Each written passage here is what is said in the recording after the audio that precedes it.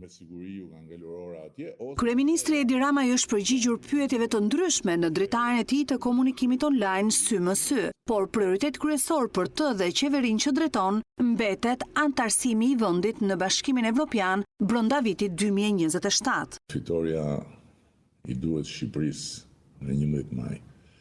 I duhet Shqipërisë më shumë se të gjitha partive, sepse në 11 maj është një votë gjeopolitike.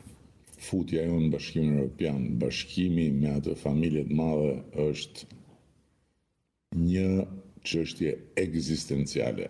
Nuk mund të rrim veç, nuk mund të rrim jashtë, nuk mund të jemi delja që e ha ujku.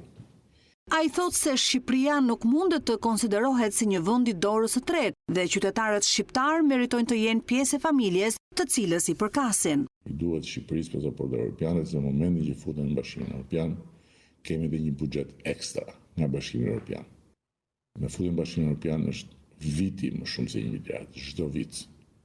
Kemi marrë më pak se 200 milionë euro në mbështetje për bujqësinë në Bashkimin Evropian gjithë këto vite. 300 milionë euro në vit merr kur futesh në Bashkimin Evropian. Edi Rama kërkon një mandat të 4 në zgjedhjet parlamentare të 11 majit, ku për herë të parë në historinë e vendit do të votojë edhe diaspora.